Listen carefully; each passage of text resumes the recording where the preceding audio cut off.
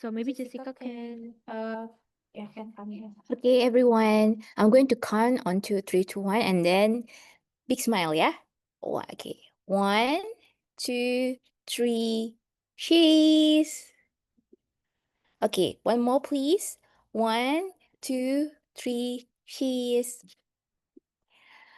Awesome. Thank you so much. Okay. Thank you Thank you, everyone. everyone. And thank you also Jessica for helping us. Okay, so our speaker today, I think without any further ado, let's move to the main sessions of today, okay? So Mr. Eric, he is actually our speaker for preschool innovation back then in March, okay? And he's back with us now to talk about enrollment because we know now that the preschool daycare and any early institutions, are growing, and we know that a lot of schools coming and makes the competition is kind of exciting and kind of tough, right? And for established school you might think that, oh my god, there's there are like a lot of new schools, and you always wonder how we can stay strong and relevant. And for the new schools, how we can emerge, right, and get attention from parents. So I think before we deep dive with Mr. Eric later, I'd like to introduce a bit about him, okay? So Mr. Eric is the founder and is also building community at his school at Empathy School Bali or Empathy School International. And he got his master degree from Harvard University and University of Georgia. Okay, I think without any further ado, the stage is going to be moved to Mr. Eric. Hi, Mr. Eric. You may want to say hi to everybody. Salam malam, Angela, and everyone. Hey, it's really great to talk to everyone today. There was something that Angela just said about competition. So before we start, I just want to put one seed in your head, and I think this affects the entire conversation.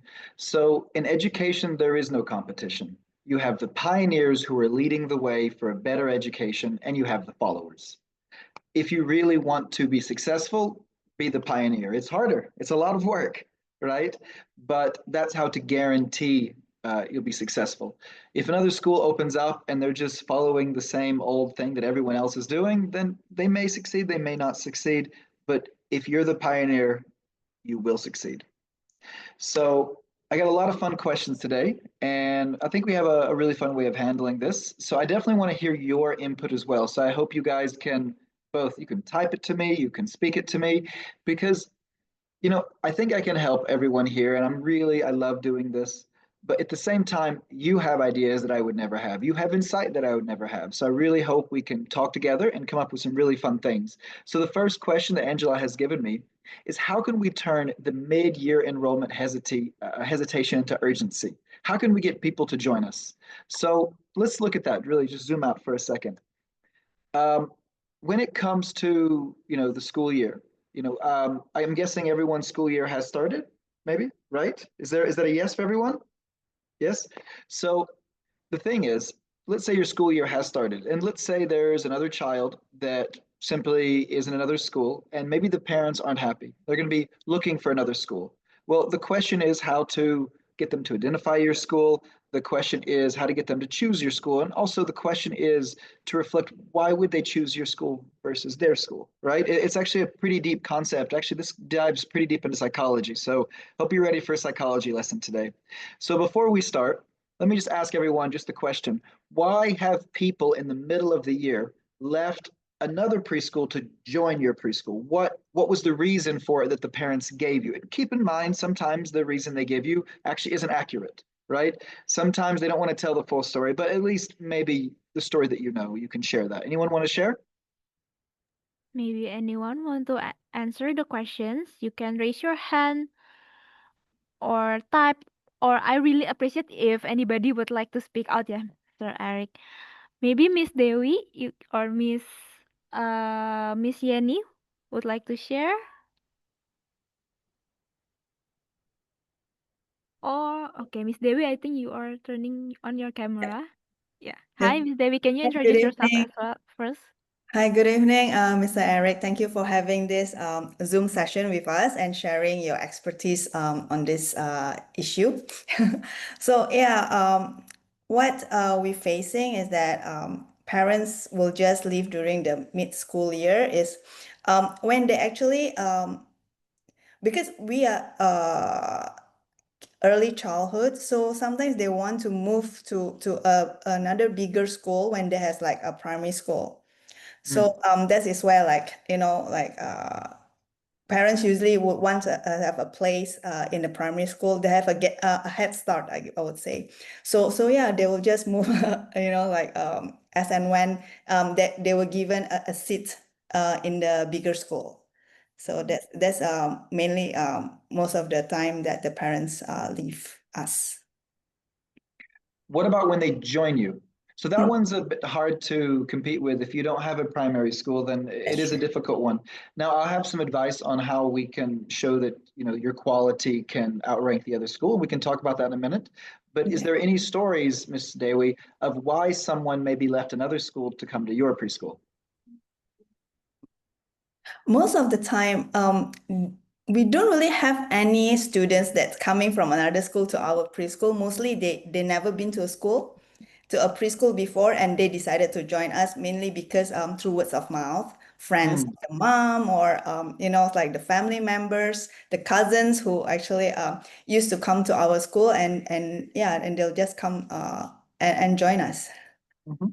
Yeah. Well, what Ms. Dewi said is very true. So for every school, word of mouth is easily the most important thing for getting other parents engaged and interested in your school. I Yeah. mean, just think about it. What excites you more than someone saying, "Hey, my kid was here and they loved it. You got to go try it out." That's Yeah. better than any marketing ever will be. It's true. It's true. Yeah, that is the best form of marketing. Is because the previous students' parents, they have a good experience with us, so they just spread it around, and when they come in, they already set their mind that they want to join us without us, like telling them what is our curriculum is about and blah blah blah kind of thing. Yeah. Mm. That's the easiest for sure. Yeah, it is. Yeah. So, but yeah, mostly that's not how we get our students. But I mean, those are some, but most of the time, it's not through words of mouth. Also, is they just come by and they decided to see, oh, there's a preschool here. They just check it out and they walk in. Yeah, mostly it's about that. Yeah. Okay. All right. Thank you, Ms. Dewi. So You're it welcome. looks like we have another person sending a message. I guess Miss Furley, I'm hoping I'm pronouncing that right. So you're saying, and I like this, it's a good one. So I guess parents went to another school and they felt it wasn't suitable for some reason. So they're looking for a school with inquiry based versus a structured one. So I would say that's really good, accurate thing that I see really common in the preschool market. So I mean that both in the preschool market in general, but also with my own experience. So it's really interesting. Empathy School, I would say our preschool is most full every year around January, right? And a lot of that is because, you know, parents are really particular about what they want for their child. They really want something very good quality. Um, you know, there's a lot of concepts out there that we should also talk about before we even get into this.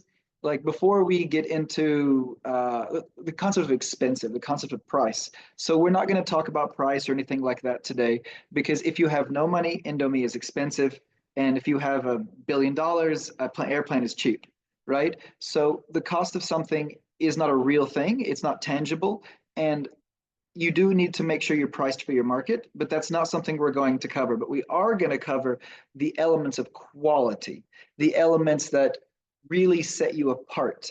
And so one idea here is inquiry based. So you have several ideas when it comes to preschool, and everyone here has their own preschool. Maybe someone's a Montessori, maybe someone is Emilia Reggio. As you can imagine, ours is empathy, right?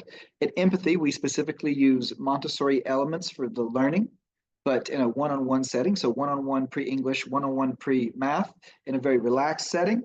And we teach kids social emotional learning. That's a big part of who we are, and parents tend to like that.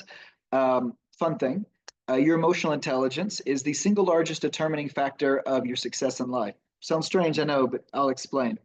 So, you want to lead a team. Well, if you're emotionally intelligent, it's easier. You want to find a wife or a husband. Well, you're emotionally intelligent, it's easier.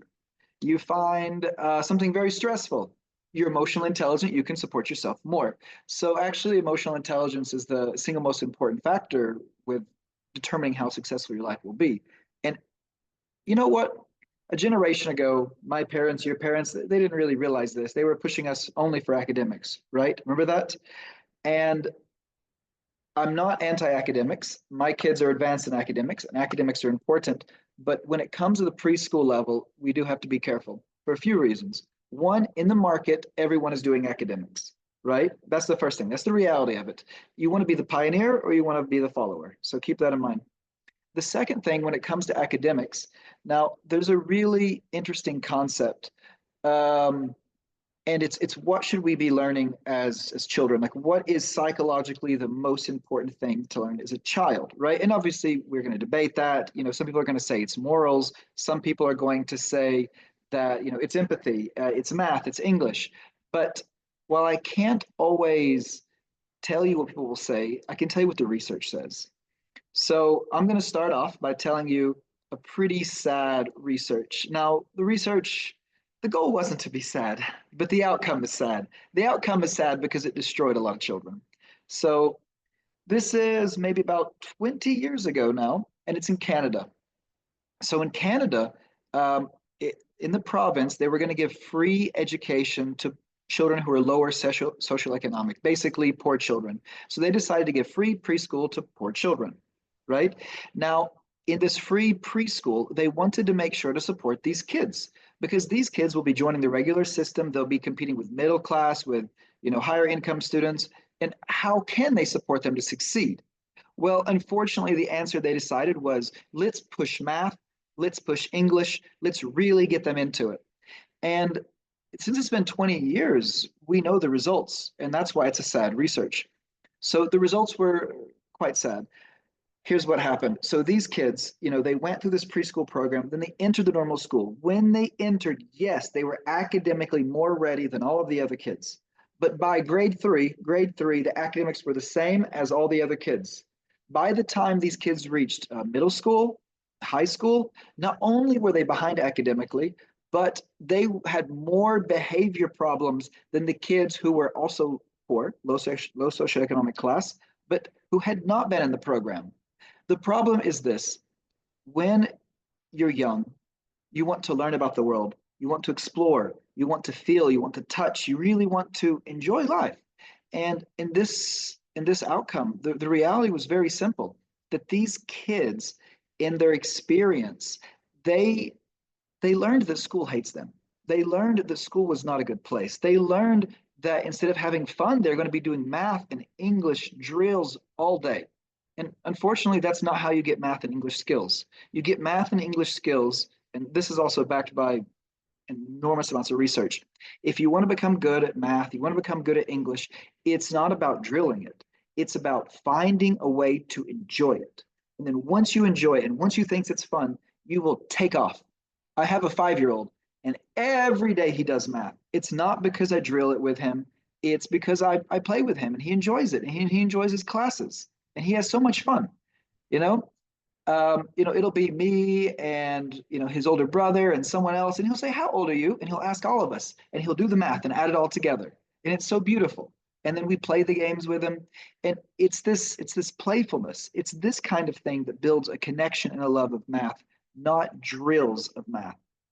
So that's when I get to my next point. Remember how I said you have to have higher quality to be the pioneer to succeed? You also have to be able to express that, and that's actually a really hard point. The research I just gave you about the Canadian study, go find it, learn from it, share it with your community. I love Indonesia. I plan on being here forever. Indonesia is my home. There are many things in the education system that need to change. And one of these things is this constant drilling, right? Because unfortunately, again, as I mentioned, this drilling does not end up with good academic results. The best way to have high academic results is to really connect with the kids and make them love something. Remember when my son, when he was about 3 years old, he came home from school and he's like, "Daddy, I love studying." I'm like, "What? You study? What? What?" But the thing is, it's a really positive conditioning because then this child, he sees school as a positive thing. Because remember how I said these other kids in Canada learn school hates them? There's only two realities, everyone, two realities. Either you love school or school hates you. There's no other reality. That's what every single person, every single child says. That's it, right? Go ask everyone. I'm hoping everyone here's educators. You probably love school, but we were lucky. We were so lucky of our parents, of the system, of everything, of our brains. But the reality is that so many kids don't like it. And that's when we can get into this quality and this messaging concept. So Dayway over at Tutor Time, she also says, it's about family goals, right? Maybe they want to enroll their kid in a play-based school or an academic-based. The thing is, guys, you can be both, right? The thing is that this idea of drilling, it actually doesn't lead to good results, right? And when we talk to parents and we express what play-based is, it's actually very possible to support an academic parent through play-based. I mean, the studies are actually extremely clear. In fact, I would suggest everyone here go to GPT later and think of something that you only know in academic and say, hey, is there any play-based learning activities that actually have showed better results? And the answer there is. So the reason there is, guys, is because of the way our brains work. We remember what we do, what we touch, what we smell, what we say. We remember pain. We remember, the difficulties. Remember the hot sun. We do not memorize things very well. We are really bad at memorization. If you want a good memorization, use your computer. Don't use a human brain. If you want good creativity, if you want quick learning, it's the human brain. So I would say right there is your messaging. If you are messaging, and if you really believe that the kids are going to go to an academic school and you have a play-based or inquiry school or an empathy school or something along these lines, then it's about your messaging, because the academic school actually isn't academic.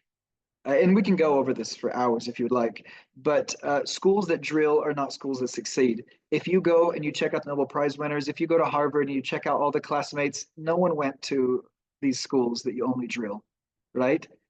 Because you don't make leaders of the future through only drilling. If you really want leaders, you let them experience everything. You let them build their passion. You let them find out they love math, they love English, they're so excited about that. You teach them social emotional learning. All of these things, all these little things together, they build this castle of quality. And that's how you succeed in the middle of the year, because parents are looking all the time for other schools, right? If they feel the school that they're in is not meeting their child's need, they're going to move. This is a preschool. Many preschools are paid monthly, or there's not a huge sunk cost with leaving the school. So because of that, people are more likely to leave. And that's a good thing for you, because it means they might move to your school. So let's keep that in mind. There's also a lot of other people who've also sent other messages. Let's see. It's hard for me to read and talk to you at the same time. But I see, yeah, we're discussing, parents join the school because of the learning method. And I would say absolutely. I would say that is one of the most things. I was just talking to one of the parents, and she has a 5-year-old in my school, and she has a 2-year-old in another school. Now, the 2-year-old was in the other school, actually originally because their school is much smaller. Empathy School, do you see the background? It's huge, okay? It is enormous. We have 22,000 square meters. It's a bit much for a 2-year-old. Like I'll agree that, I think it's great. I think we have a lot of 2-year-olds and it's a lot of fun for them, but it's also enormous. And when I was talking to this parent and, why? Well, the other school has done a really great job. Remember how you have a pioneer and a follower? This other school's doing a really great job of copying our methods. And I love it. I'm so happy when people learn what we're doing and copy what we're doing. It makes me so excited, right? Because my goal is not to build a school. My goal is to change the world. So if everyone can copy these ideas that work, then my mission's a little bit closer. So I was talking to this mother, and she was expressing that okay, her son is ready to come, is ready to come, is ready to come. And again, it was the quality metrics. It was saying this school can provide this, but your school can provide this other thing, and that's it right there. Now, how to get them to consider it is a bit more difficult. That's when your word of mouth helps. That's when your marketing helps. And if you want, we can talk about that, but I think you guys can maybe handle some of that. But if not, Actually, that's not question number 2, isn't it? So why don't we, yeah. So before we move on to the high impact marketing moves, is there anything else about just this little aspect of middle year urgency that you want to talk about? Or I guess we could add social emotional learning as a big part of it. You guys want to talk about that? Get some thumbs up. Can. Okay, I got at least one thumbs up.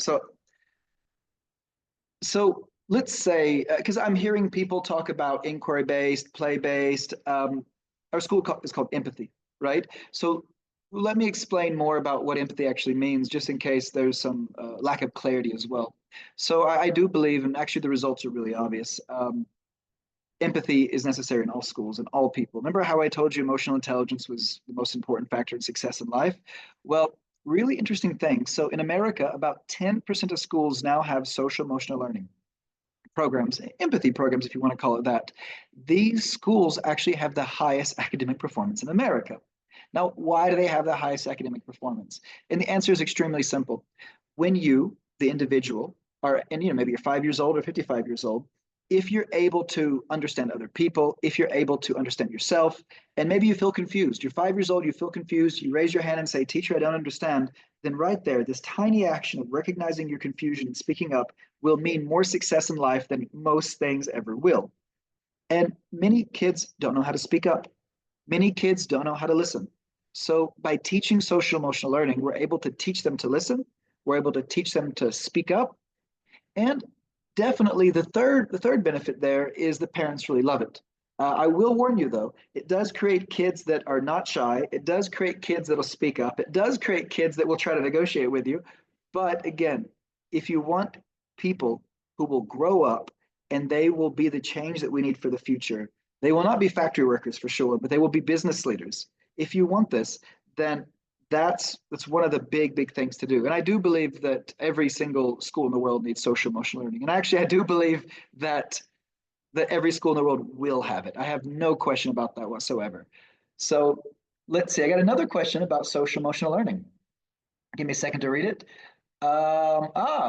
Oof. So if anyone, oh wow, the good question. So does anyone, basically the question is about possible training for social emotional learning. I got a great answer for that.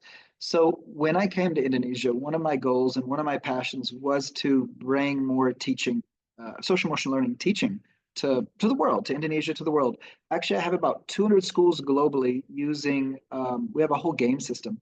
I have 200 schools around the world using this, and I really love it. It makes me so happy, but not very many Indonesian schools are using it. Yes, Empathy is one of the larger teacher training organizations in Bali. We do lots of free teacher training. We definitely teach people about social emotional learning, but I would love to spread this. I would love to give more. Um, I don't really have a system yet, but I really would love to share more with you. I have videos, I have everything. Maybe you guys can talk to me on Instagram and we can figure it out. I really would love to just provide more. That's one of my goals. I've actually been talking to one of my teachers. His name is Robbie. He's been with me since 2021. And one of my goals for him is to teach him social emotional learning to the point. He's Indonesian, so that he can go and he can. My dream would be to create a separate yayasan just for him, just to go teach all of the public schools, all of the private schools in Indonesia, just to help these kids out. Because again, as I mentioned, things like social emotional learning are absolutely necessary for leadership. In fact, I'm not joking on that. You go check out a book. So there's a book by Professor Goldman. He was one of my professors at Harvard. Goldman. I believe the book is called Emotional Intelligence. The thing is, he wrote so many books, I might be mixing them up now. But this is a really interesting book, and it's definitely worth reading. It's definitely worth letting the parents read of the school. And it shows very clearly that because it looks beyond school, it looks into work environment, and he's looking at companies like AT&T and other companies that are bringing in managers, and these managers, do they have emotional intelligence? Do they not have emotional intelligence? How do they act? What happens with the company? And his research is really clear. I mean, he's been researching emotional intelligence since most of us were born. I mean, like 40, 50 years of research is pretty impressive. So His research basically showed really conclusively that companies that hire emotionally intelligent managers are more successful and make more money. And yes, I don't want to push making more money as the main goal, but if you want some kind of proof that emotional intelligence is positive for your child, the fact that a company is more successful and you're more likely to be a manager and more likely to be selected as CEO if you're emotional intelligence, yeah, that's how that works, right? In fact, I will be honest and tell you at Empathy School, when I choose leaders, I check their emotional intelligence. If you want to be a leader and you want to handle people, not manage, but lead, you need to have emotional intelligence. I definitely think that concept is worth it. And if anyone here really wants more information, you can always talk to me. Spreading emotional intelligence is kind of my goal at this point. So I really like talking to you guys about how to increase mid-year enrollment, and I hope these concepts have been very helpful. Um, Now I want to move towards marketing. That's interesting. So the reason it's interesting is because earlier Dewi was saying that it's word of mouth. So I really want to ask you guys about other marketing avenues that you use. So those of you who do use marketing beyond word of mouth, so question two, what are the marketing moves that fill empty seats quickly without heavy spending? So everyone, please share with me. Anybody would like to share? Oh, Miss Debbie said social media from Zoom chat. Anybody else would like to share their opinion or experience? Pop-up class. Yeah. This Hmm. mentioned also by Miss Yenny from Julia Gabriel and now Miss Fatima. Pop-up classes. So I really love those, and I will definitely talk about social media. If Miss David wants to add something, please let me know. But wow, Fatima, I have never done a pop-up class. I would absolutely love to know how that works. Special promo, that can work. That can work. So to build on the special promo, you could offer a discount. I would hesitate to offer a discount as a special promo, but maybe there were some other activities can be a special promo. Maybe it's a special day at the school. It's an activity, something like that. I think special promo definitely is great to getting attention. That's for sure. Miss Fatima, if you want to talk about pop-up classes, please do let us know because I'm actually very curious about that one. I want to share about social media really quick while I'm still waiting for anyone to add anything. So, absolutely, social media is a very important way. I would say one of my biggest marketing avenues, aside from word of mouth, over the years has actually been Facebook. Now, why has it been Facebook very specifically? So, let's all be honest. Who is our target population? Who is choosing the school for the child? Who is it, guys? Mom. Yes, Miss Dewey, it's the mom. Um, so our target market, if we look at it as a market, it's going to be, well, I'm not really sure about the ages. Maybe you can give me an age range, what you think. Is it 30 to 45? Is it 20? I'm not really sure. You guys tell me the age range you think. For me, yeah, it's mostly 35 to 45 year old mothers. Now, why is it the mother? There's lots of research on this, guys. Almost all of the education decisions are made by mom, right? I'm not joking. It's 90+%. Um, that's just the reality. So that does mean that you're targeting mom in these social media posts. So you can tell me what you use. So why Facebook works for me? Because Facebook allows for groups, it allows for large group communication. I just made a post the other day about Empathy School in a world schooling group because we're targeting people from all over the globe, not just Bali. And I think I got 200 comments? I don't know. It was just so many mind-blowing comments, right? And that's great. That was just a 2-minute post that I made. That's it. Nothing special. But because it was in the right group, because the picture looks good, because the message looks good, people start spreading it. They start talking about it. Some people share it, but it's the comments that they do. And these kind of thing really reiterates it. Now, you can certainly do other forms of social media. Um, Young moms are more, yes, Farley, into Instagram. That's for sure. We also use Instagram, and we have about almost 10,000 followers on Instagram. Feel free to follow us, empathy.school. But one of the problems is Instagram, the when you're reaching out to people, it's kind of the algorithm decides. You have very little power. On Facebook, by targeting these different different groups in the Facebook system, you might actually find people who you wouldn't have found otherwise. It's more in your hand than it is the algorithm's hand. And the same goes with TikTok. We have a TikTok account. We have an Instagram account. We have a Facebook account. I think we always post the exact same stuff. I definitely know people who have joined us from Facebook and from Instagram. I do not think anyone has joined us from Instagram or from TikTok. I'm pretty sure everyone is just 20 years old. But I know I'm stereotyping. But yeah, so social media is obviously very affordable. In fact, I will tell you to be careful with advertisement because, in my experience, our advertisement on Instagram and Facebook has not yielded positive results. It has not. The money we have spent for the most part is gone with almost no ROI. I'm not sure. There might have been some ROI, but overall, it was not good. I will tell you, um, another thing that I'm missing here, unless we mean by yeah, the other thing we're missing is, or maybe we don't. We do have the special promo. So I remember last year I went to Jakarta and I went with the empathy card. So we have a set of cards that teach emotional intelligence, right? And I went with a few decks and I went to Jakarta and it was a vegan festival. Empathy School is a vegan school, and we're just playing cards there, right? By the way, we're vegan school. It's not affiliated with any kind of religion, anything like that. We just choose to teach the kids how to be extremely healthy. They can always eat meat or chocolate or sugar at home, but at school, no meat, no sugar, no junk food, no fried food, right? We aim for pretty healthy vegetables, lots of vegetables. So I'm in Jakarta at this vegan festival, and I'm just, talking to people who are interested, doing a speech, showing them empathy cards. And two of the students, they love it, and they come, they moved to Bali from Jakarta. I didn't expect it, but I'm really happy it happened.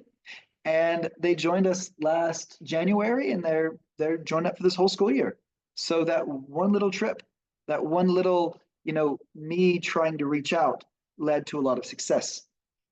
On that same note, I'll add one more thing. Sometimes, I mean, here we have a lot of teachers, we have a lot of founders. It's important for us to reach out, right? Sometimes I'll be out with my kids, especially. We'll meet other kids, we'll be playing, and I'll tell them, yeah, I have a school here in Bali. Would you like a tour?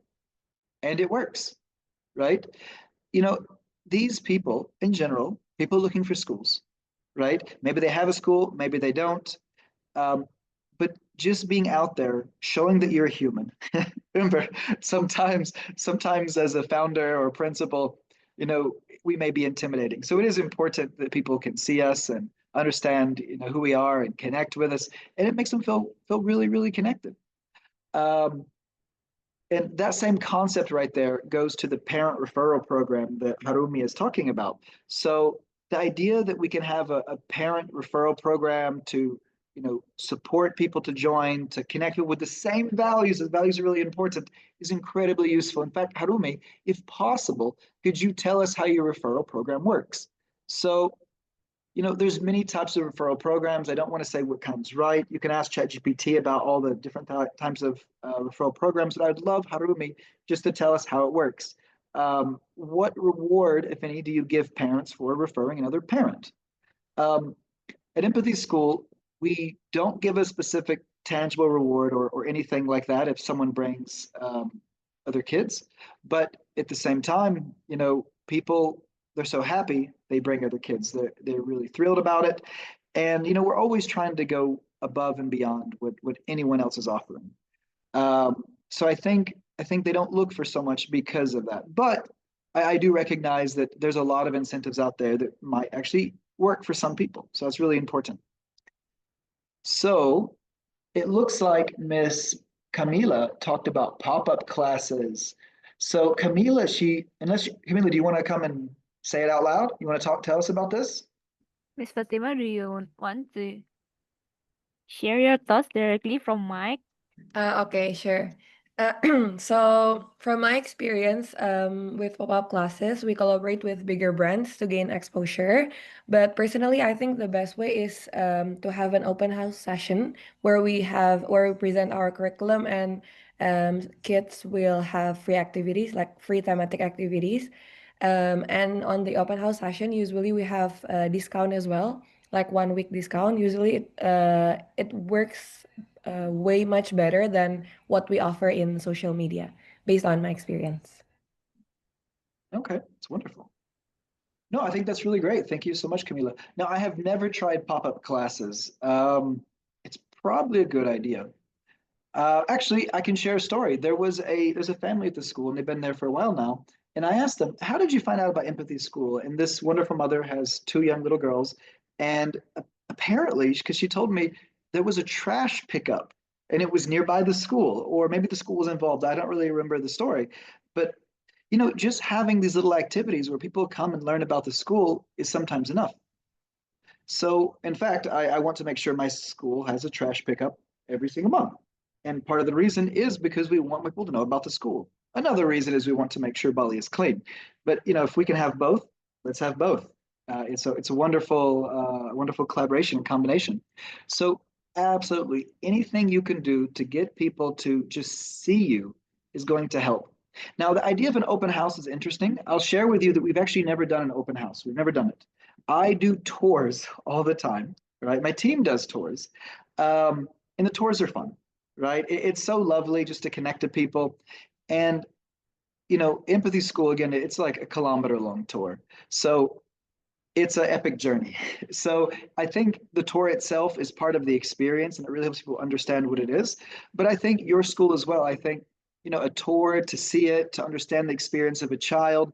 I think things like that could really, even though it's annoying to give tours, trust me, constantly, it can be a lot of work, a lot of work. The worst thing is if you have like one day I had three people coming on the tour and only one arrived. I gave them the tour, the other arrived, I gave them the tour, the other arrived, I gave them the tour. Not desirable, physically exhausting, but people will sign up. Along those lines, actually, recently I was researching, I was just looking at what different schools were doing. Some schools you want to sign up, you message them over WhatsApp. Some of them, you message them over Instagram. Some of them, you find their Instagram and their Instagram doesn't allow messaging and you have to figure out their phone number. Bad idea. Bad. You should never make it hard for the customer to find you. Okay, just remember that one. Um, but some of them are really interesting. At least two school programs I saw said, sign up for a phone call, and the founder or a director or someone will call you. Now, actually, from a admissions point of view, that's probably one of the best strategies because if someone's interested, you want to talk to them, you want to speak to them, you want to let them understand the system, and maybe they won't sign up. But the thing is, if you're expecting them to passively see your system, understand your system, and join your system, it may not succeed. You need to be active. You need to be there to give the information to the parent. We as teachers, as principals, as founders, we sometimes forget what it is to be a parent looking for an education system. We sometimes forget that, the words we use are jargon, right? The word curriculum. Do you realize most parents don't even know what that means? We use it every day, and it's literally one of the most essential things to who we are as as educators. But when we say the word curriculum, they say, yes, yes, yes, but don't understand what it means. So when we reply only in email, only on the website, only in some text base, sometimes the jargon doesn't connect to the soul. It's better to meet them in person. It's better to build this connection. It's better, if you can't do that, at least do a phone call. Um, these kind of things, all of these things, it's the same thing. No matter if it's a pop-up class, or it's meeting people, it's about the connection. They want to understand who you are. They want to see who you are. And if you're hiding in the shadows, guys, if you're just waiting for people to walk up to your doors, they're not going to do it. You could be the best school on earth. People will not come if they cannot find you.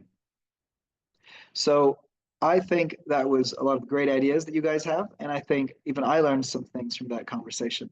So I want to move on to question 3. Are we okay with that? So the question 3 is, how do we onboard new students midterm so they thrive and we keep existing parents happy? That is a good question. That's a good question for a few reasons. First, because onboarding is essential. It really is. And second of all, this new kid, they're adding so many unknowns. Are they going to cause problems? Are they going to be the coolest kid in the world? Are they going to bite somebody? Right? So if you're an existing parent, you're also concerned about that. I mean, you're happy to know that your child has some new best friend. And in fact, We just had a new boy join the school, and he's in the same class as my 5-year-old, right? And they're already, this is like week 2 of the school, and they're already having play dates at each other's houses. So awesome. I'm so happy, and no one's biting anyone. So, but it's really important that we become aware of this. So how about you guys share with me? Share with me, how do you onboard students? What is your single biggest tip or your single biggest fear with onboarding or making sure the parents are happy? I'll give you guys a minute. Maybe Miss Yenny would like to share something on this because Miss Yenny is from Julia Gabriel Jakarta, and Julia Gabriel have a lot of trial classes. So I think that's something that Miss Yenny, do you want to share, or anybody here from Julia Gabriel maybe want to share about that trial class? Or if not Miss Yenny, anybody would like to share your experience about onboarding kids, right? Okay, I also see Miss Yvonne. Do you want to share about how to, because Miss Yvonne is a teacher, right? And she's coming from Lampung, Saveris Lampung. So this is actually a Catholic school from Lampung, about like getting new students. So maybe I will speak in Bahasa first ya. So by means of onboarding students, arti dari onboarding students adalah ada anak baru join di tengah tahun, and then kita mau buat dia itu bisa beradaptasi dengan mudah di sekolah, right? And then kita juga selain kita buat anak yang baru join ini tuh happy, kita juga tetap pengen the current existing the current existing parents atau parents yang sudah join itu tuh merasa happy juga. Jadi kayak terbentuk community atau terbentuk connection di situ gitu. So as simple as gimana kalau misalnya ada anak baru itu dibantu diadaptasikan di sekolah. Anybody would like to share about this? Oh, Miss Yvonne. Hello. Hello. Maybe you can introduce yourself, Miss Yvonne. Sorry, I can't open my video due to the connection. So let me introduce myself. I am Yvonne from Lampung, Bandar Lampung, from kindergarten of Savete, TK Saveru 1 Bandar Lampung. So my experience about the newcomers, the new students coming in the middle of the academic year is always make them happy. We always come with what we call it, a song of introduction songs and a group play. So we create a group of parents. So let's the parents join the groups, and inside the class, the students also, we are welcoming with a what we call it, permainan kelompok ya. Group play together. Let them make what we call it to grow up also a welcoming environment in order to make the new students feel welcoming. That's what we are doing always, something like that. And most of the people, most of the students also very happy to have new friends coming. Thank you. That's a wonderful answer. So I like how you ended it by saying the students, are happy to have a new friend. Absolutely. I have never seen kids not be curious and excited about the new kid in the class. That it doesn't happen. It's the new kid maybe who's nervous. It's not the other kids. So when it comes to welcoming kids, there's actually one really big advice that I think it's really useful that everyone thinks about. So yes, we know how to welcome them. Yes, we can do singing songs. Yes, we show them where the toilet is. Like you know all these. You've thought of these. But there's one more thing that we do at Empathy School that I think it greatly improves the quality of life for everyone. And that's I specifically talk to the parents, me or the teachers or someone, and we try to encourage play dates. So imagine you're new to this community. You're the parent, right? And you're new to this all these other parents at school, and they know each other, they're talking to each other. By having your kid and another kid and encouraging a play date, not only does your kid, make more connections, find himself more comfortable in class, but then you also make these connections. And that's really essential. So humans, we have a need for community. So your child has a need for community. So they're going to be looking for friends. So a play date meets that need and it builds a connection deeper than most things ever will because it's one-on-one. But you also have a need for connection, a need for community. And maybe you do want to make friends with the new parents at the school. Well, how do you do it? And a play date is probably the easiest way. I mean, I'm 40 years old now. So by the time you're 40, most of your friends are the parents of, of your child, right? Are the parents of the, so most of my friends are now the parents of my son's friends. Does that make sense?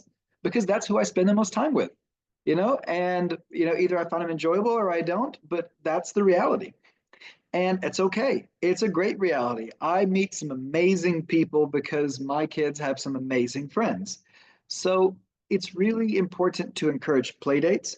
The more play dates that you encourage, the more connected these new kids will be. And it also connects not only the new kids, as I mentioned, but it connects the parents to your existing system. And then, even if the worst case happens and, the new kid bites somebody, then at least, we have connection. We can talk about it. We can see how it works. And maybe they can prevent it from happening. Now, I'm joking about the biting, but you all know it happens in kindergarten from time to time, in preschool. Hopefully, not too much, right, guys? So, let's see. So, the question is about how we keep people, help the students thrive and keep existing parents happy. Does anyone else have anything else they want to add to this? Anybody would like to share? I saw from chat Zoom that Miss Harumi from Treehouse School, Jakarta, right? And also Miss Fatima sharing the things earlier. Miss Verle also from her Aero Kids. Miss Fatima from Suna School, yeah. Anybody would like to also share your experience on making sure that every time there's like new students coming in, you make them feel a part of your community, right? Okay, because there's something linked to Miss Harumi answer before about like high impact marketing, parent referral program because we want to build a community with parents that share some values. I think that's something that Trehouse School do already, yeah, Miss Harumi. Parent referral program.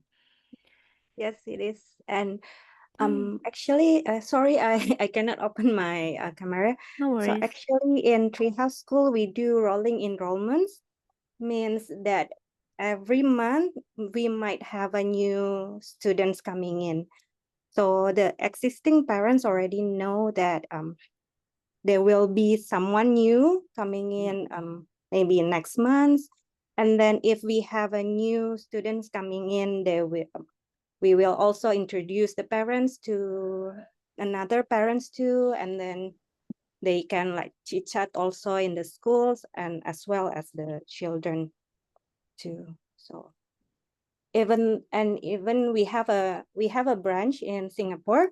So there's a program also if the Singapore children wants to come to Jakarta for a week or 2 weeks, then they can also join the school. So and it's happened also from Jakarta to Singapore. So we do have many children come and go with us.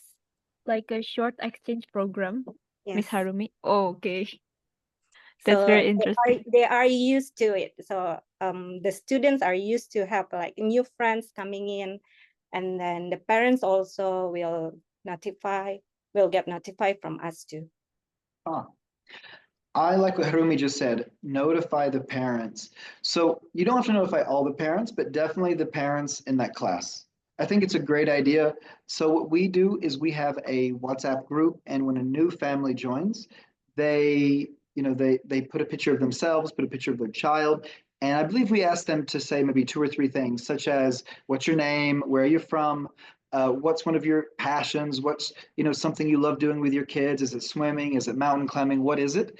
And when they do this, then people can connect with them. Because remember, community, it's about shared values. And if you love mountain climbing and I love mountain climbing, then we already have something we love and we can get our kids to do it together, right? So I love that idea. I also love the idea of having people come to a trial week. Wow, that would be a good idea. Now I need to build a school in Singapore so they can come to a trial week in Bali. Then they'll all just stay in Bali.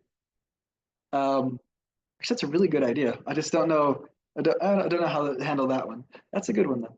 So I really think those are some really good answers. Does anyone want to share any stories of problems of maybe new students joining and it causing some issues, and we can discuss that as well. Anyone? Anyone would like to ask questions maybe because you find like the trouble when you onboard new students coming to your school? Because I do remember from our last webinar with Mr. Eric, if you also remember Mr. Eric, someone said that, oh, there's one kid's coming into the school and then he's not biting, but he's like, I think he's like, because the parents, I kind of forget, but the kids always try to beat anybody or like Mm, bite anybody.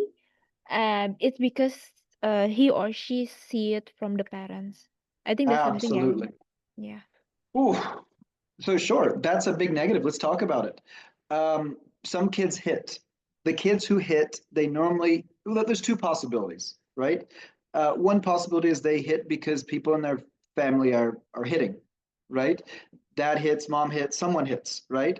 Now, you can kind of it'll come you know this, you have many kids and you'll see this kid suddenly hitting other kids and maybe you can't get them to stop because that's how they've learned to solve problems, right? In fact, it doesn't mean necessarily that the kid is in an abusive family or anything like that. In fact, if someone has multiple kids, I have two boys, so of course my second son is, he fights more because he has an older brother. But whenever people have, say, multiple male children, yes, the younger one tends to fight more on average, because that's how they've learned to handle solutions with their older brothers, right?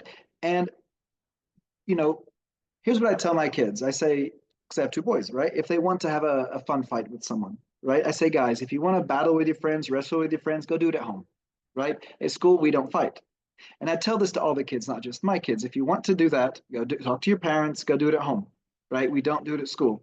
So at school, I set very clear boundaries. We can do this, we can't do this. There's no gray line. Now, it is important whenever you're making rules to be very clear why, right?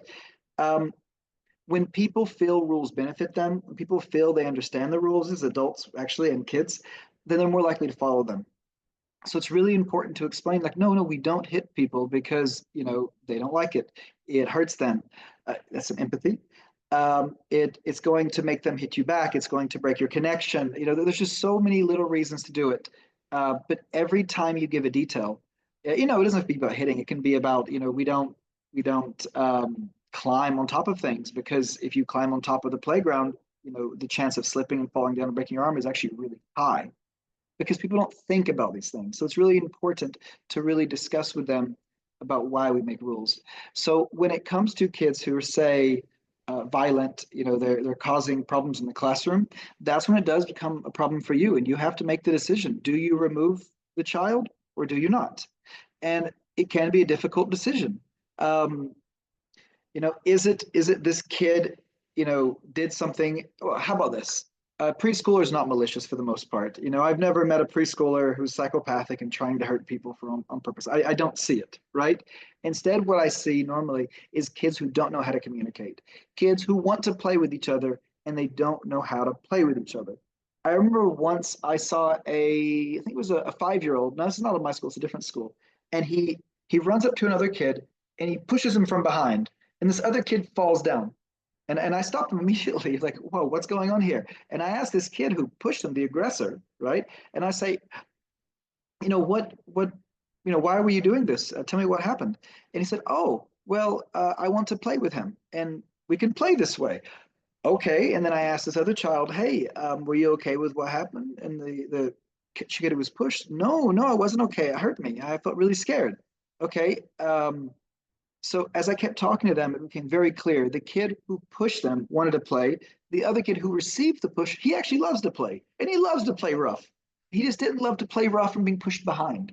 So it wasn't about maliciousness. It wasn't about bullying. It was about, I want to play. This is my friend. I can play by pushing him. It's a lack of understanding about boundaries.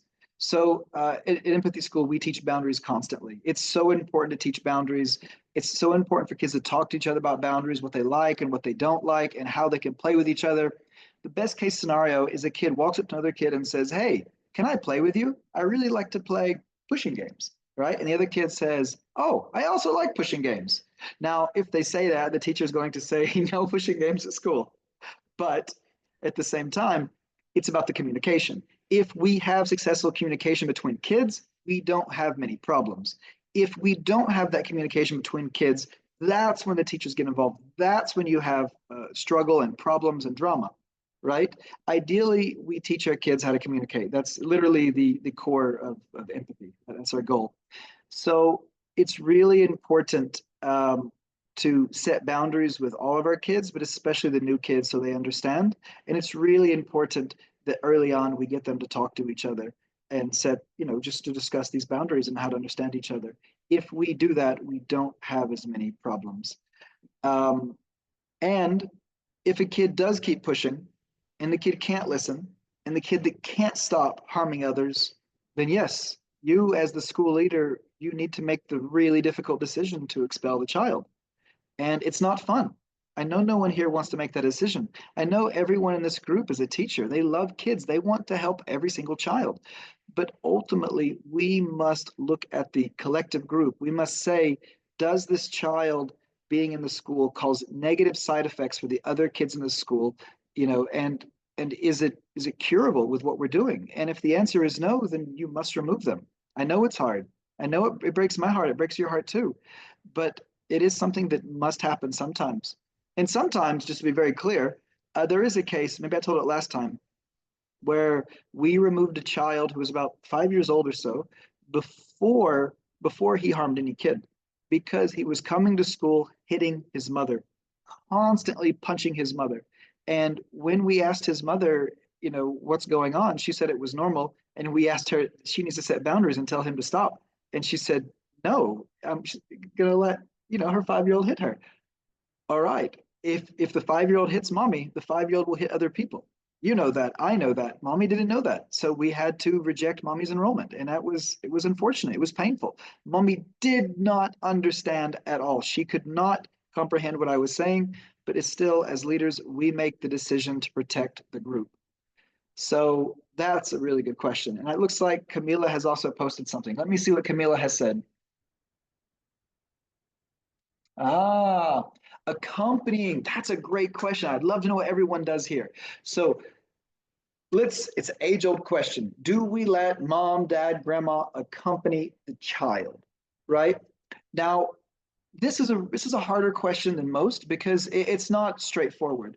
Um, some strategies just say drop the kid off, mama leaves, right? And you guys know if that happens, the kid's going to cry for a few days, and then the kid will stop crying eventually. Eventually, you know this. We've seen it many times.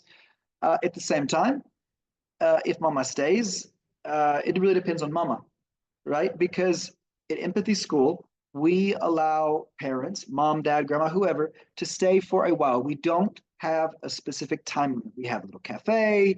They can wait in the playground. They can wait in the classroom. They can wait in the cafe. We trust them. The teachers are used to it. And if they stay for too long, we will talk to them. But normally we try to support them. Hey, the first day you can stay in the class. The second day, maybe you stay in the playground. Third day, you're in the cafe. And, let's figure out how it works for the child, right? But you got to be careful not to let people stay forever. There was a grandma, and my God, she just kept staying and staying and staying and staying. Now she wasn't staying in the classroom, she's staying in the cafe, but she stayed in that cafe for months, and her grandson was just coming, just every break to see her. And sometimes it's lovely, having dinner with or lunch with grandma. There's no problem with that. And people are allowed to come have lunch anytime with their kids. But if the grandma keeps staying there every single day, that kid's going to be looking for grandma for safety. The kid's not going to figure out how to be supporting themselves. That kid's not going to spend as much time with their friends. They're not going to connect as much with the teacher. They're always going to come back with grandma, and it's unhealthy. What is the correct amount of time to allow someone to stay? I don't have the answer. And I'm sure you have a different policy. Maybe you let them stay more, you let them stay less. Maybe parents can't stay at all. I'm not suggesting one is correct and one is not correct. Um, I would say it also depends on the child. We had a child and she was 1 year old, 1.5 when she starts, but her older siblings at school, and she didn't cry a single day. She's just like, bye, mom, gone, 1.5. And then we have a 5-year-old who is new to the school, and the parents are there every day, right, to support them. It's not about the child, it's not about the age, it's about the individual. It's about the parents, it's about the parenting style, and there's no easy answer. But what do you guys do when it comes to allowing adults to be there for the child? Do you let them stay on campus? Do you let them stay in a cafe? How long do you let them stay? Please type so we can see. I would love to know how everyone does this. While we're typing this, I will let you know that we don't want to kick people off campus. We don't want to have a closed campus, right? Specifically, we want to encourage the school families to feel comfortable here, to build connection here, and to make friends here. It's a really wonderful thing, and I think it meets their needs for community, as I mentioned earlier, and it builds their connection.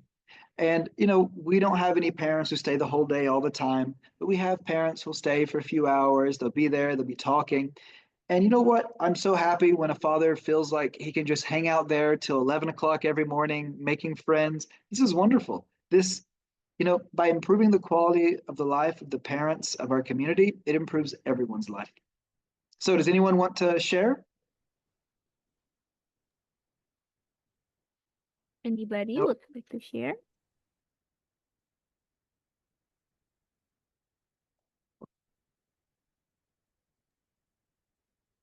Anyone? Or do we want to move to the last questions before the Q&A? Sure. What was the last question? The last questions is what systems keep our school always enrollment ready and revenue growing? And I think something that you can also share, sir, is about like how to make sure all the schools that try to invest to like the marketing budget, the teachers trainings, building renovation and everything, they can calculate the ROI or like return on investment. Maybe you can also share something about that. Well, I think I should probably put a plug for Little Lives and say Little Lives helps us. They don't pay me for this.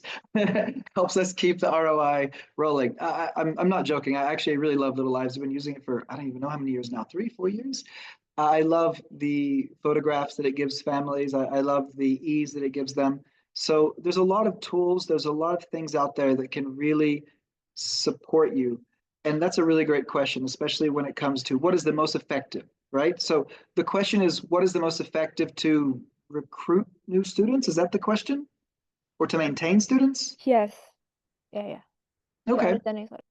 Let's say it's recruiting and maintaining. So that's a really good question. I mean, certainly as a school, the answer, you have a base answer and you have the expansion answer. The base, I mean, the school must be safe. The school must have good communication. And everyone here has a really good communication system with parents. The ideal is when they have a question, it should be answered shortly. Definitely during work time. Don't do it after work. Set your own boundaries. But we need to make sure that we always answer these questions.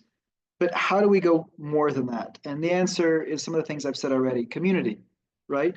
Do you have a WhatsApp group of families and allow them to talk to each other and connect to each other?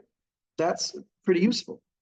When it comes to ROI, I would say that family group is a really big ROI because everyone's excited. They share so many things. They start having parties. I was walking around near the school, and suddenly there were like maybe 8 families, 9 families having a party together. They invited me in. Oh, great, wonderful, right? They live near the school. That was lovely. And that school community, and these weren't all the same age kids either. These were kids of drastically different ages, just all together. And they meet each other at school. They talk to each other over the groups. Maybe they make their own groups. I will tell you in our WhatsApp group, we have quite a few categories. We have our main group, we have our after school group, we have a group where they talk about the good restaurants nearby, right? We have a group, one of the fathers loves boxing and he's leading boxing. So we have a boxing group and there's about, I don't know, 10, 15 families in the boxing group. And he's hosting an event on Sunday. I'm going to go, right? So I'm going to go, work out with him. And I don't want to be punched, but, we're going to do some good exercise. We have a mother's group. Now, I can't tell you what's in the mother's group. The rule is that the women don't tell the men, but I know they do a lot of cool stuff. But can you imagine, you know, if you have these 20 mothers going together to do a mother circle together, and maybe that mother circle is talking about the difficulty of being a mother. Maybe it's doing natural dyes. Yes, they did that in our mother circle last year, where they took indigo and made like natural dyed fabric. I don't know how it works. I only saw a picture of process. But the thing is, these kind of connections, you want word of mouth, right? You want people to go talk about your school. Then you have to be more than a school. You have to be a community. You need to really connect these people. And then they're going to invite everyone they know in because they love it. They absolutely love it. So one of my big pushes this year is just trying to build even a stronger community. And I really, really love it. It's not me leading it, it's the parents leading it. It's people with passion leading things they love. And that's the ultimate goal, to turn the school into a stronger system, into a community. So your biggest ROI is that right there, because that will lead to more word of mouth. That will lead to, just more excitement among the families. And it will lead to, if there is a problem in the school, it'll lead to people who will be honest about it, right? Because if there is a problem in the school, they have two options. They can tell you, you can listen, or they can go somewhere else, right? And if they feel this is a community, if they feel it is their home, they will tell you about the problem. If they don't feel connected and there's a problem, they're going to leave, right? And that's a negative ROI in this case. So we need to make sure that we stay aware of this and that we're able to support it. Now, with the other ROI, this idea right here about what would be the most effective, it's a really good question. Now, I would say every environment probably has a different ROI, but again, be the leader, be the pioneer. Bring play-based learning into your school, bring social emotional learning into the school, right? One of my dreams is I would love to create so we're in nature, we're in Bali. I have, 22,000 square meters. We have a lot of land, right? One of my dreams is I would love to build a school in Jakarta, build a school in Singapore. And if I did something like that, it would have to be an urban nature school. So if I did that, the way I would stand out, the way I would stand above and compete with everyone, is I would be bringing in enormous amount of plants. Imagine you come into the classroom and you have, a little tunnel from one classroom to the next that's, for kids, and you have not plastic, but living plants everywhere. Yes, you put UV lights everywhere. Yes, it's a lot of work at night to keep everything alive, but you turn the classroom into a jungle. You release butterflies, you release grasshoppers, right? Now, it may sound absurd, but this is my dream, not yours. But something like that, because it would stand out, because it would be so unique, and because it would maybe meet the needs of the parents and the kids more than everything else, then that might succeed. And I would love for you to copy me. I told you, copy all my ideas, take everything. It's only flattering. Um, I'll give you another reason for that. So did you know, if you just paint your wall green, then you're going to be less stressed. Did you know this? Yes, your cortisol, which is your stress hormone, goes down if you're in a green environment. Absurd, right? Now, certainly if you're around real plants, it goes down even more. The thing is, our brains remember more when we're not stressed. And yes, a 4-year-old can be stressed. So we want to make everyone relaxed all the time. The more sports you do, the more movement you do, the more green your environment. All of these things mean more relaxed. All of these things mean you learn more.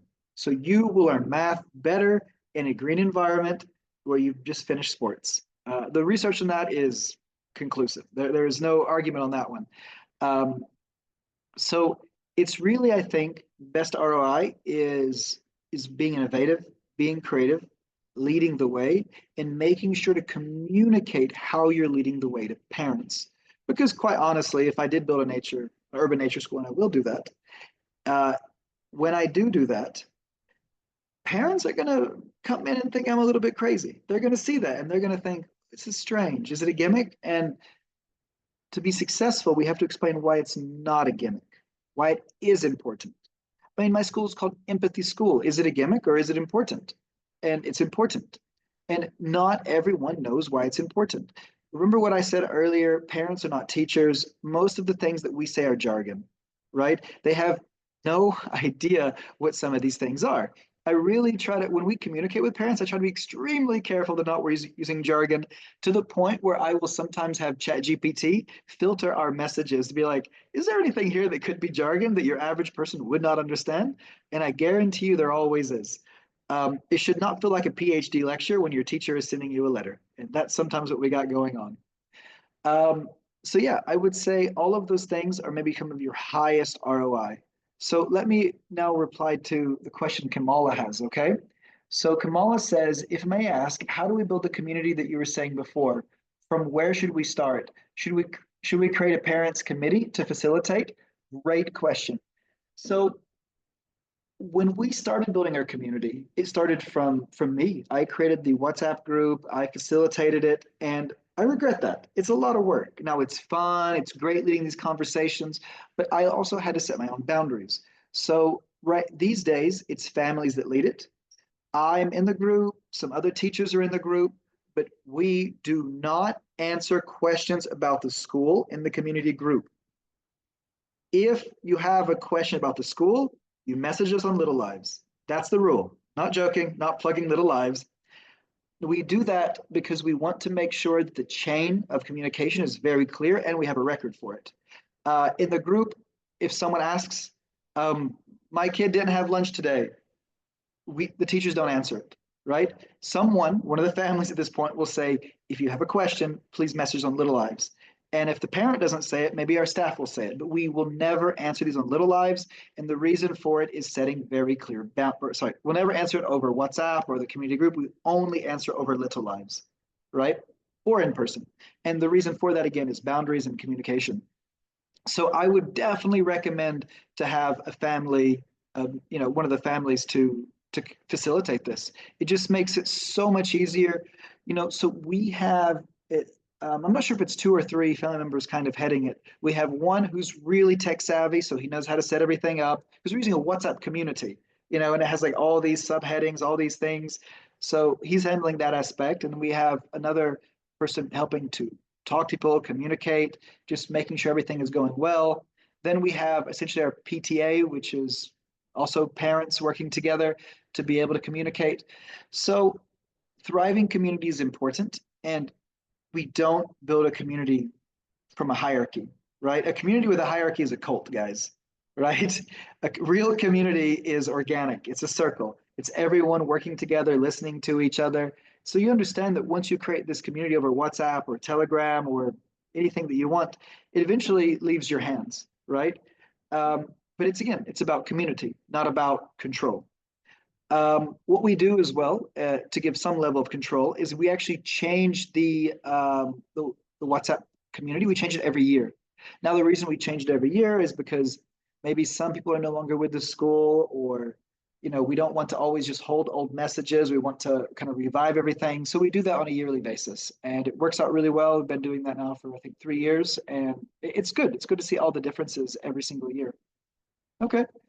Um, Yep. So it looks like Q&A session is now open according Angela. Yes. So anyone has any questions, I am here for you. Let's have some adventures together. Anybody would like to ask questions to Mr. Eric? We have started just now from Miss Camila from Suna School. Okay, asking about how to build community. Anybody maybe has a burning questions about enrollment, or maybe you have some kind of case in your school that you'd like to share and ask? While you're thinking, I'll give you 2 minutes. I'll be back in 2 minutes. Is that okay? Sure, I can. will take a breather. Two Okay. minutes, and then I'll wait for all your questions. Let's do it, guys. Okay.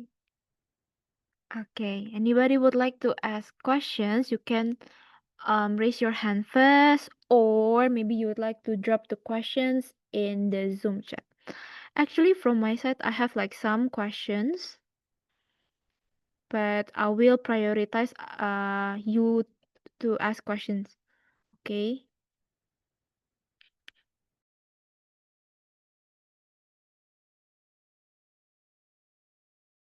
Yeah.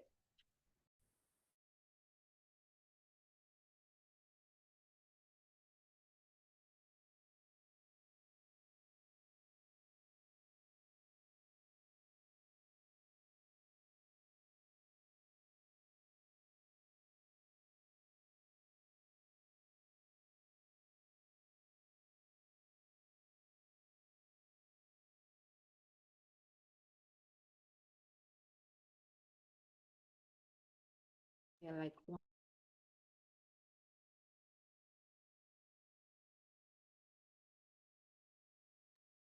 Okay. Maybe while waiting Mr. Eric to come in, I'd like to ask maybe to anybody here, right? Because we're much into talking about community.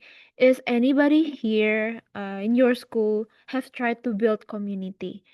And if yes, how is the type of community that that works for your school?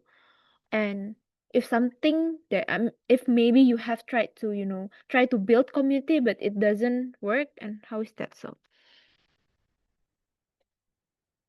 Okay. All right. Anybody would like to ask questions? You can type in the Zoom chat, or maybe you can raise hand.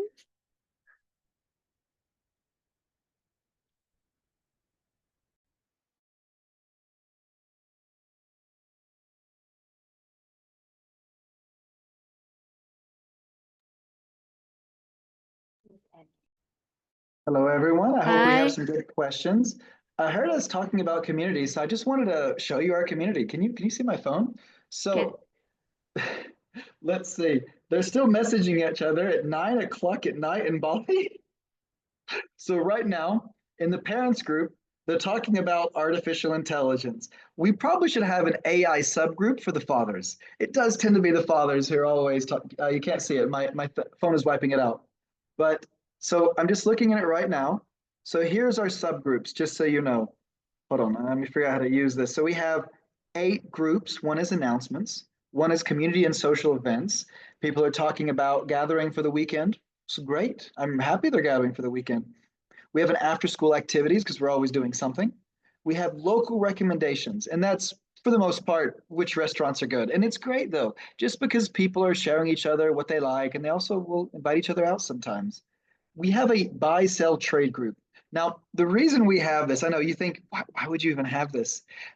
It's because if you don't have this, they're eventually going to post it in the main group, and they're going to be like, "Hey, anyone want to buy my kids' toys?" It always happens. It's inevitable. And in fact, you know what's even more common? Anyone want to adopt this cat I found? I'm not kidding you. 8 times a year, we'll get that message. Hey guys, I found a cat. Would you like it? Yeah, that's just the reality of it. Ooh, they made a group called Parenting Tips and Hacks. I like it. It's a good idea. We also have a help and emergency group. Now, the help and emergency group, no one has ever sent a message. But again, this is for the new school year. But at the same time, it's there in case people want to join it. And that's great. It's just about being there. It's about being able to support people. And the different groups you have are going to be different based on the school, right? You know, there's every community is different. Every community has their own things. Your community probably doesn't have parents trying to give cats, every month and a half to other parents, right? And then no one wanting cats. But you might. So we understand that we have different needs. We understand everything is different. But if you want to know more, I can always tell you more about it later. But I really think that having community is one of the essential things to take a school to the next level, right?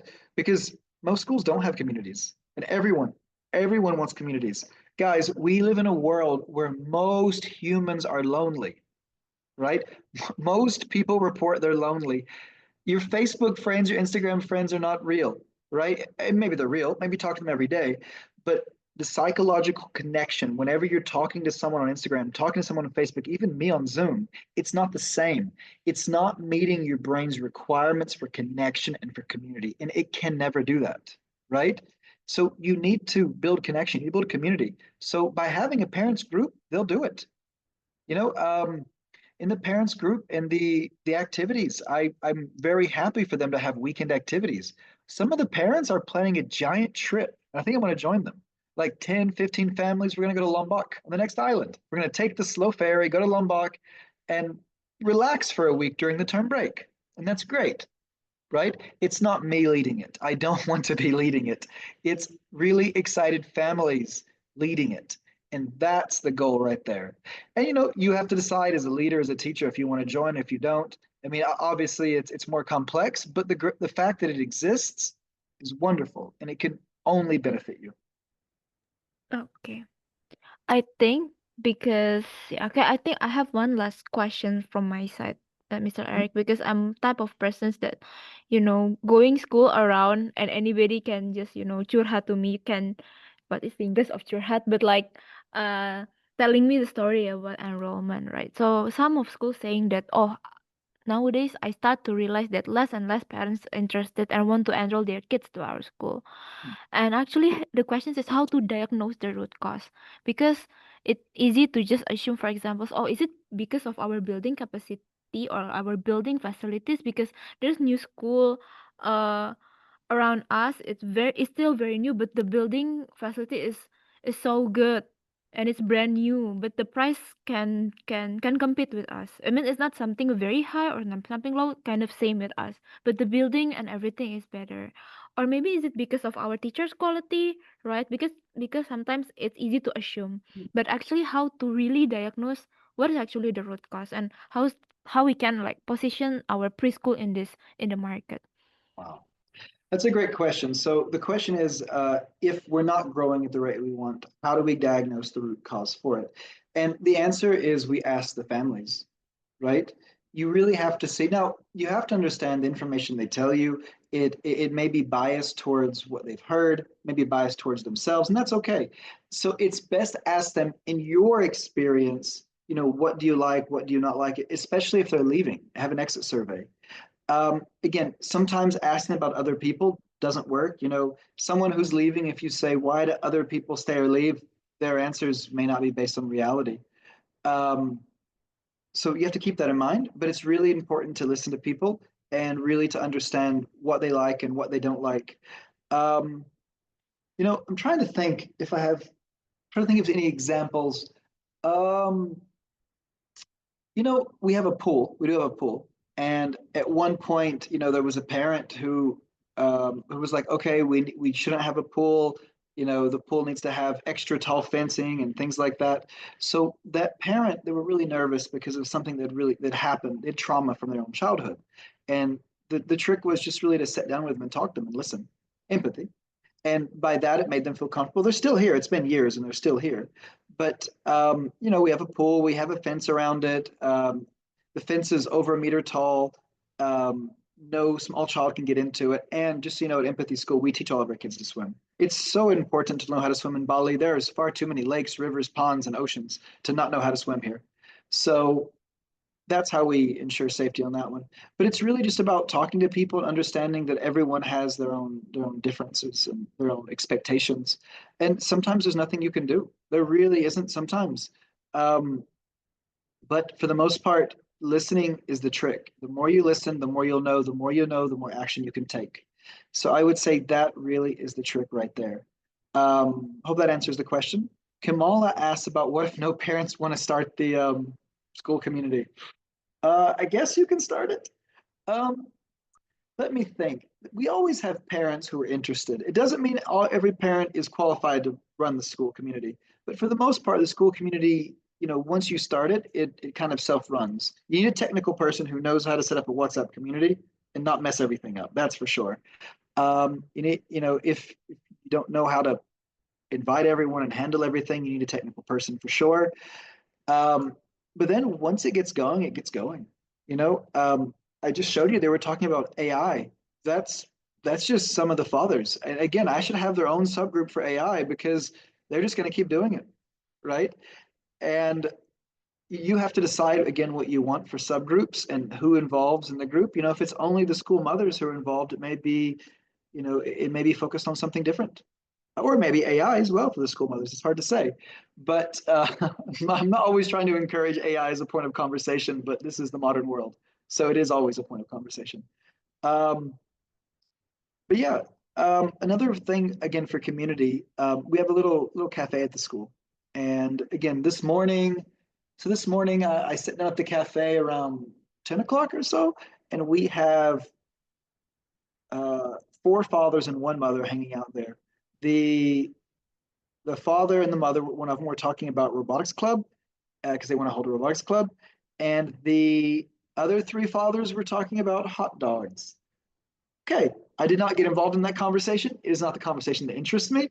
But at the same time, if they're connecting about some kind of hot dog, I wasn't in the conversation, but they're connecting about it. That's wonderful. We see it as a positive thing. Let them connect because they make friends. And when they make friends, their life is more wonderful. If their life is more wonderful, our school is more wonderful. I know it's strange. It's just reality. So, any more questions, guys? It's always very fun.